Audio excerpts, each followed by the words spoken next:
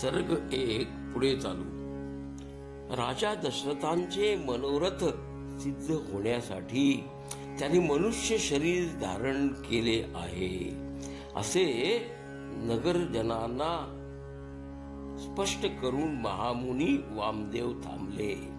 हे ऐकून श्रीराम हेच विष्णुदेव असल्याचे सर्व द्विजनांना समजले.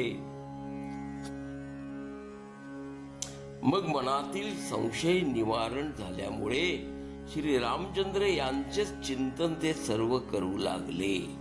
श्रीराम आणि सीता यांच्या या रहस्याचे मनन करण्याने श्रीरामांच्या ठिकाणी विज्ञान प्रवर्तक दृढ भक्ती होईल. तुम्ही सर्वजण श्रीरामांना प्रिय आहात म्हणूनच मी हे सांगितले, मात्र तुम्ही हे रहस्य गुप्तच राखावे असे सांगून विप्रश्रेष्ठ वामदेव तिथून निघून गेले. तेव्हा राम हे परमात्माच असल्याचे त्या पौरजनांनाही कळून आले. नंतर श्रीराम सीता व लक्ष्मण सहित अडथळा रहितपणे पित्याच्या महाली पोहोचले आणि ते माता कैकेयीस म्हणाले, मातोश्री, तुमच्याच इच्छेप्रमाणे वनवासी जाण्याकरता निश्चय करून आम्ही तिघेही आलो आहोत. आता पिताश्रींना त्वरित आम्हास आज्ञा करावी म्हणजे आम्ही जाऊ. पिताश्रींनी त्वरित आम्हास आज्ञा करावी म्हणजे आम्ही निघू. श्रीरामांनी असे सांगितल्यावर कैकेयीने त्वरित उठून स्वहस्ते त्यांना नेसण्यास तो वल्कले दिली. तेव्हा श्री रामचंद्रांनी आपली राजोचित वस्त्रे काढून टाकली आणि वल्कले धारण केलीच. त्यांचेच अनुकरण अनुज लक्ष्मणानेही केले. मात्र सीता वल्कले परिधान करण्याच्या रीतीपासून अनभिज्ञच की होती, म्हणून वस्त्रे हाती धरून ती रामांकडे पाहत लाजेनेच उभी राहिली. श्रीरामांनी ती परिधान केलेल्या वस्त्रावरतीच वल्कले नेसवली. हे सर्व पाहून सर्वच राजस्त्रिया रडू लागल्या. तेव्हा रडण्याचा आवाज ऐकून गुरु वसिष्ठ रागाने कैकेयीची निर्भत्सना करीत म्हणाले, अगं दुष्ट स्त्रिये, तू तर फक्त रामाने वनवासी जाण्याचा वर मागितला आहेस, मग तू सीतेस वनात जाण्यायोग्य अशी वल्कले का म्हणून देत आहेस? पतिव्रता सीतेस ही श्रीरामांसोबत जाण्याची इच्छा असल्यास सतत दिव्य वस्त्रात अलंकाराने विभूषित होऊन श्रीरामांचे वनवासामधील दुःख हरण करीत रात्रंदिनी श्रीरामांना आनंदित करू दे. नंतर महाराज मंत्री सुमंत्रास रथ आणण्याची आज्ञा करते झाले. वनवासी लोकांचे प्रिय राम इत्यादी रथात बसू दे असे बोलून श्रीराम लक्ष्मण सीता यांच्याकडे दुःखार्थ नजरेने पाहून ते दुःखाने भूवर पडले आणि आक्रोश करीत रडू लागले.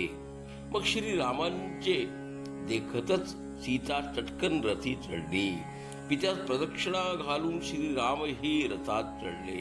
2 तलवारी, 2 धनुष्ये, 2 बाणांचे भाते यासह लक्ष्मणही रथी आरोहित होऊन त्याने सारथ्यास रथ हाकण्यास सांगितले.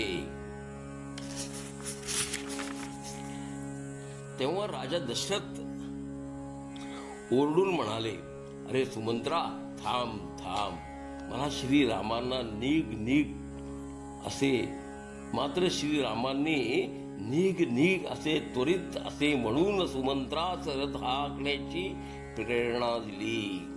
श्रीरामांच्या रथदृष्टी आड झाल्यावर महाराज दशरथ दुःखावेगाने मूर्छित होऊन धरणीवर कोसळले. नंतर हे रामा, थांब थांब असा आक्रोश करीत सर्व नगरवासी, बालवृद्ध आणि श्रेष्ठ ब्राह्मण रथाच्या मागे दौडत निघाले. खूप वेळ रडून झाल्यावर राजा दशरथांनी सेवकांना त्यांना कौसल्याच्या महाली नेण्याविषयी आज्ञा केली. ते म्हणाले, तेथे काही काळापर्यंत तरी हे जीवन दुःखातून टिकू शकेल. यानंतर रामाचे वियोगात मी काही फार काळ जिवंत नाहीच राहू शकणार. त्यानंतर कौसल्याच्या महाली प्रवेश करून राजा पुन्हा मूर्छित पडले. पुष्कळ वेळाने शुद्ध आलेवर विमनस्कपणे तसेच पडून राहिले.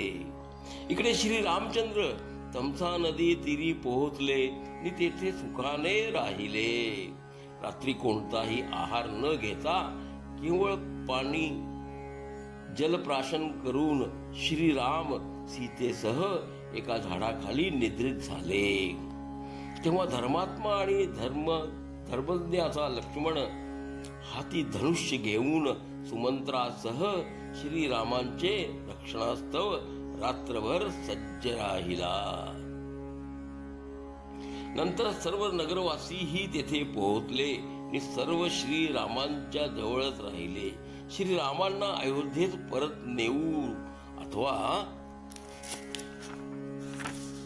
त्यांचे सोबत वनात जाऊ असा त्यांचा निश्चय कळताच श्रीरामांना आश्चर्य वाटले. त्यांनी विचार केला, काही झाली तरी मी आता अयोध्येत काही परत नाहीच जाणार. मात्र प्रजाजन आपले सोबत वनी येऊन व्यर्थच कष्टी होतील. तेव्हा त्यांनी त्वरित रथ आणण्याविषयी सुमंत्रास सांगितले आणि आपण त्वरित येथून निघू असेही सांगितले. सर्ग 1 पुढे चालू. घ्या श्रवणानंद. हरिओम तत्सत. हरिओम तत्सत.